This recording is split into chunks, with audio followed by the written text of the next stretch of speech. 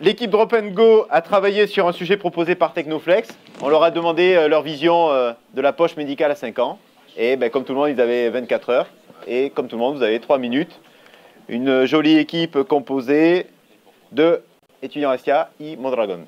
ETA Mondragon, pardon. Alors bonjour.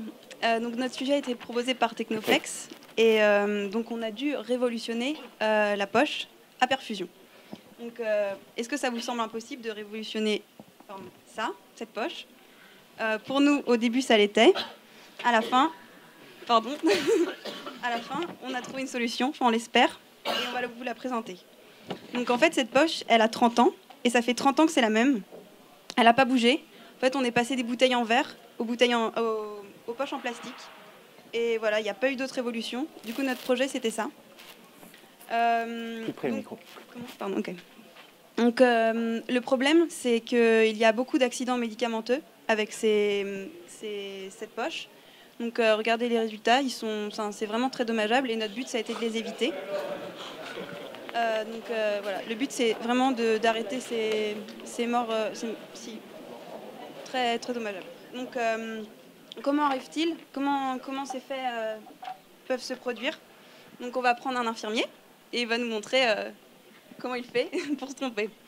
Alors, donc le problème à l'hôpital, c'est que les poches à perfusion sont suspendues sur un espèce de pylône et c'est un sapin de Noël, un vrai sapin de Noël, si. Donc c'est pas possible pour les infirmières parfois c'est possible de se tromper et nous on a voulu empêcher ce fait.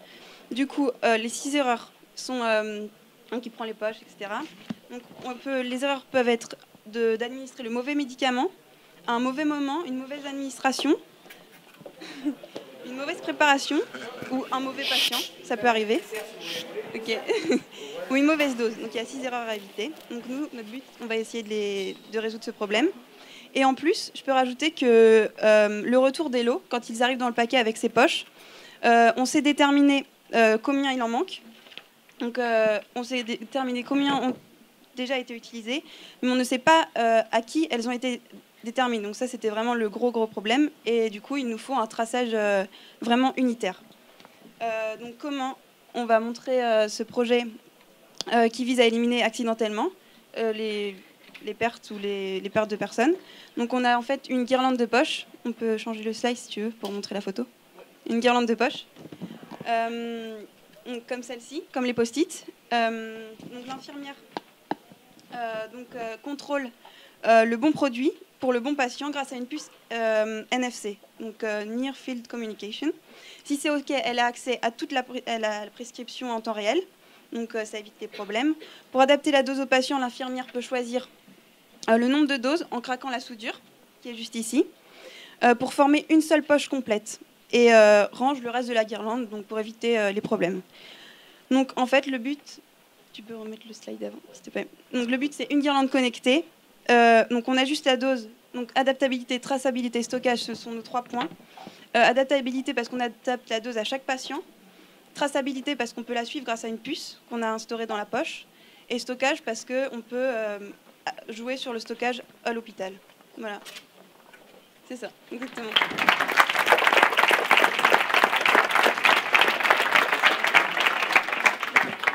Est-ce qu'il y a des questions de la part des membres du jury?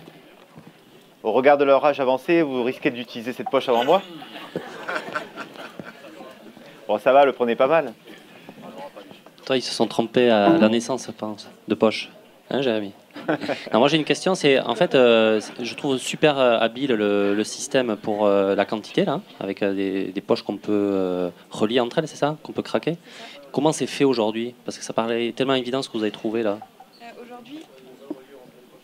D'accord, mais comment est-ce qu'ils dosent les quantités, du coup? En fait, il n'y a que 3